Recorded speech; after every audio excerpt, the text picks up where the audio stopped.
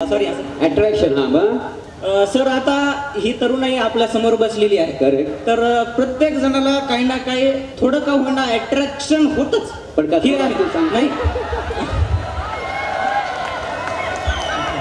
Sir, attraction आता हे माझ्यापेक्षा तुम्ही जास्त माहिती आहे तुम्हाला, पण मी या ठिकाणी काही मांडत नाही. पण त्याविषयी तुम्ही तुमच्या करिअर विश्वामध्ये करिअर घडवत असताना तुम्हाला हे अट्रॅक्शन झालंच असेल, हे तर आहेच. पण तुम्ही त्याला हँडल कसं केलं सर? हँडल म्हणजे कसं आहे, अट्रॅक्शन म्हणजे प्रत्येक अट्रॅक्शनची परिभाषा प्रत्येकाची वेगळी आहे. कशात कोणाला काय इंटरेस्ट असेल माहिती नाही. पण जेव्हा आपण कला क्षेत्रात काम करतो तेव्हा आपण नौके असतो. तर इतर आपण जेव्हा सिनियर नट किंवा प्रसिद्ध नटांबरोबर जेव्हा कामं करतो तेव्हा आपल्याला एक अट्रॅक्शन असतं त्यांचं, की खूप सारे लोक येतात, त्यांच्यावर फोटो काढतात, पण आपल्यावर कोण काढत नसतं. तर ते अट्रॅक्शन काय असतं की हे मला कधी मिळेल, हे अट्रॅक्शन आपण बघून आपण उत्स्फूर्तपणे काम करतो, त्याची मेहनत घेतो आणि तिथपर्यंत पोहोचण्याचा प्रयत्न करतो. हे मुळात मला जास्त अट्रॅक्शन होतं की लोक सहाय्य घ्यायला येतात, लोक फोटो काढायला येतात. तर दिग्गज लोकांचे फोटो काढतात, सहाय्य करतात, आपण मात्र तिथे लाईनीत त्यांच्याकडे बघत बसतो. तर असं नेहमी वाटायचं की आपल्याकडे पण यावं, मग त्याच्यासाठी काय करायला हवं, तर आपण मेहनत घ्यायला हवी, आपलं उत्तम काम करता यायला हवं. मग त्याच्यासाठी मी प्रचंड मेहनत घेऊन चांगलं उत्तम काम कसं लोकांना आवडेल हा मी प्रयत्न केला. हे मला अट्रॅक्शन होतं. बाकी कशातही अट्रॅक्शन नाही दुसरं, म्हणजे तुझा वेगळा त्याला अभिप्रेत वेगळं अट्रॅक्शन होतं. काय आता सर, माझा अभिप्राय हे सांगायचं होतं की आता आम्ही तरुणाई आहे, तर तरुणाईमध्ये आम्हाला जास्त प्रमाणात अट्रॅक्शन होतं. हे तुम्हाला अट्रॅक्शन म्हणजे कशाचं अट्रॅक्शन? ते तर आहे, ते तर आहे. याला म्हणायचंय अट्रॅक्शनला कसं हँडल करता, की अट्रॅक्शन की अट्रॅक्शन ज्याच्याबद्दल झालंय त्याला कसं हँडल करता? आता तू म्हणत असेल तर माझ्याकडे कोणी ते अट्रॅक्ट झालेलं नाही, त्यामुळे हँडल करता प्रश्न येत नाही. आता तू जरासा झालाय तर तुला हँडल करू शकतो. मस्त आहे. बोल बोल बोल.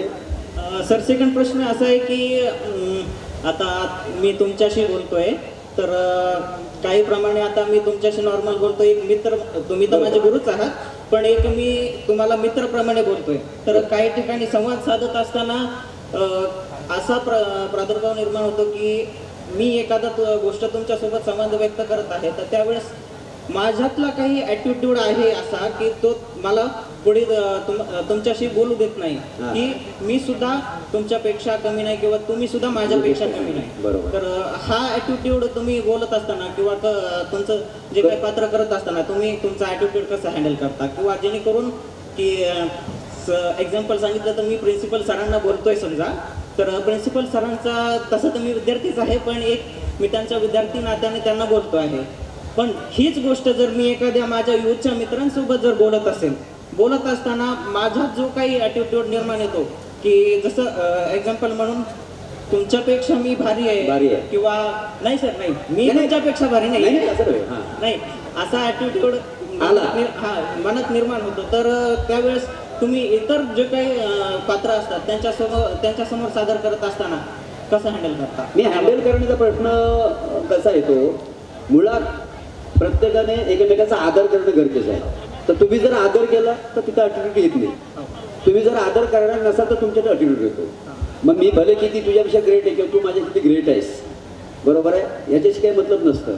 पण मी नेहमी म्हणजे आता इतक्या म्हणजे मी मच्छिंद्र कांबळींपासून तर प्रदीप पटवर्धन, विजय चव्हाण, लक्ष्मीकांत बेर्डेकर वगैरे बरेच अनेक नटांबरोबर तर आताच्या पिढीपर्यंत काम करतोय. म्हणजे आताची पिढी सुद्धा अगदी 20-22 म्हणजे आमच्याकडे बने आहे, दत्तू मोरे, शिवाली परब यांच्यावर कामं करतो. पण मी काम करताना मी त्यांच्याच लेवलचं, त्यांचंच ऐकून त्यांना सन्मान देऊनच काम करतो. कारण मी आदर करतो म्हणून ते माझा आदर करतात. मी जर आदर केला नाही तर ते माझा आदर करणार नाही. तर ॲटिट्यूड कधी निर्माण होतो, जर समोरचा माणूस तसा वागत असेल तर समोरच्या माणसाला ॲटिट्यूड येतो. आणि जरी आला तरी माझं प्रांजळ मत आहे सगळ्यांसाठी की समोरच्या माणसाला जर ॲटिट्यूड असेल तर 2 पावलं तुम्ही मागे या. जर तुम्ही 2 पावलं मागे आलात ना तर त्याच्या पुढे तुम्ही उंच भरारी कधी घ्याल त्याला कळणार नाही. तेव्हा लक्षात ठेवा सगळ्यांनी, ॲटिट्यूड हा फार वाईट असतो. हा जो सरांचा जो नम्रपणा आहे ना, हा मी सुद्धा बरेच वेळा उपभोगला. इतके नम्रतेने ते बोलतात आणि इतक्या नम्रतेने वागवतात समोरच्याला. पण तू फार हँडल फार करायला लागला बाबा. मनात आलं सर प्रश्न आणि व्यक्त कर. काही चुकलं असेल तर माफी असेल. Very good. मित्रा फोटो काढे, त्याला म्हणतात आदर.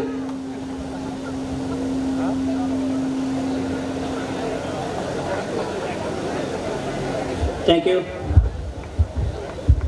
नमस्कार सर. नमस्कार. तुमचं या कॉलेजमध्ये स्वागत आहे, सोबत आमचंही, कारण आम्ही RC पटेल मधून आहोत. तर माझा प्रश्न असा आहे, आता एक्झाम पिरियड जवळ येतोय आणि एक्झामच्या 10 दिवस आधी आम्हाला एकदम हे जागृत होते की आता अभ्यास करायला लागेल वगैरे. पण आम्ही एक्झाम पिरियडमध्ये 1 तास जरी बाकी असेल एक्झामला तरी आम्ही इंस्टाग्राम उघडतो आणि त्याच्यात आम्हाला कोण दिसते? प्राजक्ता माळी. अरे बापरे. तर मग याच्यासाठी काय मोटिवेशन हवंय? आता प्राजक्ता माळी दिसते तर मला बघ, बाकी काय तर सांगतो. मोटिफिकेशन म्हणजे काय, हरकत नाही प्राजक्ता माळीला बघायला. आता काय, तुझी जी आवड निवड आहे,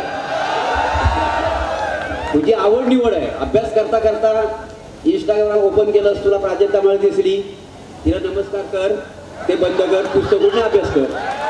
हो, ते मला माहिती, प्राजक्ता माळी आपल्या नशिबात नाहीये. पण मग असं कोणतं मोटिवेशन पाहिजे की ती नको दिसायला आणि अभ्यास पण व्हायला?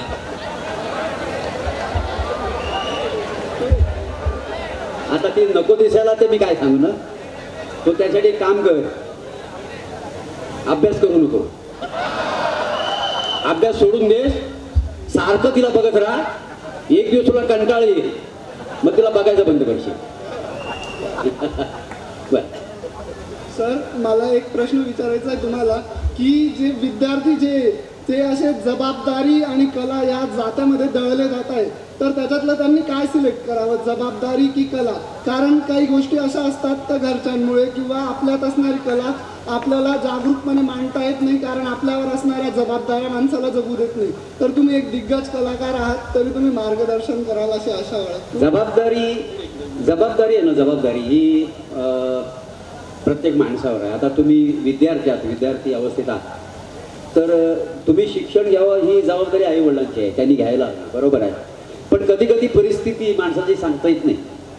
ती परिस्थिती अशी असते की आई वडील कष्ट करत असतात, आपल्या मुलांना शिकवायचा प्रयत्न करत असतात, त्यांची जबाबदारी पूर्ण करतात, पण त्यांना जेवढं हवं तेवढं ते देऊ शकत नाही, म्हणून कधी कधी मुलांवर जबाबदारी येते.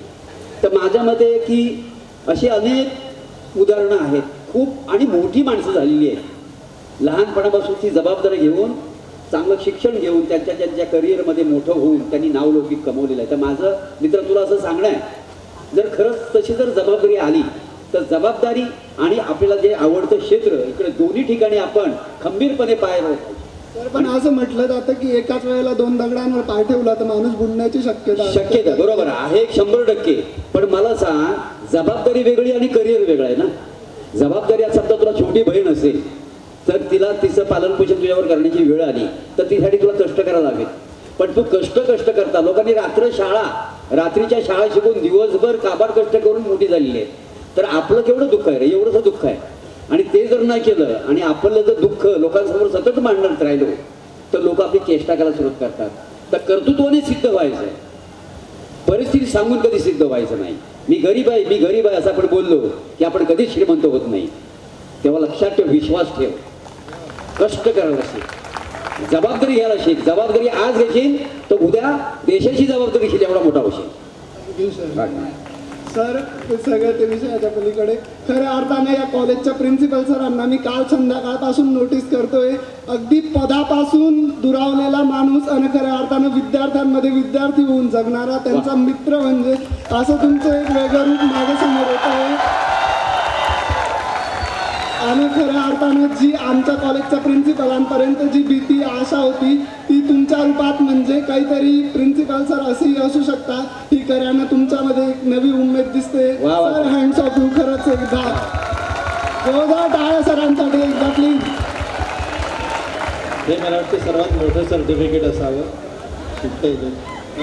हॅलो, सर्वप्रथम तर सर, तुम्ही महाराष्ट्राची हास्य छापन पूर्वी, महाराष्ट्राची बुलेट ट्रेन आणि महाराष्ट्राची एक्सप्रेस आपले सचिन मोठे आणि गोस्वामी यांच्यासोबत कार्य करता. आणि लहानपणापासूनच अगदी मी बघतो आणि तुम्ही जे समाजाला रडवणारे तर अनेक घटक आहेत, पण ते तुम्ही समाजाला हसवण्याचं जे पुण्याचं काम करता त्याबद्दल मी माझी पूर्ण फॅमिली, आमचं गाव आणि महाराष्ट्रातर्फे तुमचे सर थँक्यू म्हणतो तुम्हाला. आणि माझा प्रश्न असा होता की सर तुम्ही मागाशी म्हणलात की कबड्डी वगैरे खेळत होता, मल्लखांब खेळत होता, पण असं आहे तुम्हाला काय जाणवलं किंवा कसं जाणवलं की तुम्ही ऍक्टिंगच्या या क्षेत्रात यावं? हा, बरोबर आहे. मी कॉलेजमध्ये शिकत असताना मी हॉस्टेलला राहायचो, बोललो मिलिटरी बॉयज हॉस्टेलला, आणि वडिलांची खूप इच्छा होती की मी मिलिटरीत भरती व्हावं. त्याच्यासाठी आमच्याकडे ते म्हणजे स्पोर्ट्स, रनिंग, कबड्डी, व्हॉलीबॉल वगैरे हे सगळे स्पोर्ट्स चालायचे. पण काय झालं की मी शिक्षण पूर्ण झाल्यानंतर मी काही टायपिंग एका ठिकाणी करत होतो, तर तिथं माझा एक मित्रपरिवार जमा झाला, तो कला क्षेत्रातला होता. त्यांच्याबरोबर त्यांच्या एकांकिका स्पर्धा बघत बघत बघत मी एका ठिकाणी नोकरी गेली. ते नोकरी जिथं करायला गेलो तिथं पण कलाकारच मंडळी भेटली होती मला. आणि असं करता करता मला या क्षेत्रात यायचं नव्हतं, पण असं झालं की एक कलाकार आला नव्हता आणि त्या एकांकिकेमध्ये फक्त 2च वाक्य होती, म्हणून त्यांनी मला उभा केला आणि मी ती 2 वाक्य बोललो. आणि मलाही वाटायला लागलं की यार आपण पण करावं हळूहळू. मी नंतर मग प्रयत्न करायला लागलो आणि मग ते मिलिटरी वगैरे सगळं बाजूला राहिलं आणि मग मी ह्या क्षेत्राकडे वळलो आणि मी काम करायला लागलो. पण मित्रा, मी नुसतं काम करत राहिलो, ॲक्टिंग केली नाही. मी नोकरी करून ॲक्टिंग करत राहिलो. नोकरी करायचो, ॲक्टिंग करायचो. पण एक माझ्यासमोर ध्येय होतं की जर नाही करिअर घडलं तर नोकरीत प्रगती करायची. पण माझं उलटं झालं, माझी नोकरीत प्रगती झाली नाही, पण माझी इकडे प्रगती झाली, म्हणून मी हे सातत्याने करत राहिलो.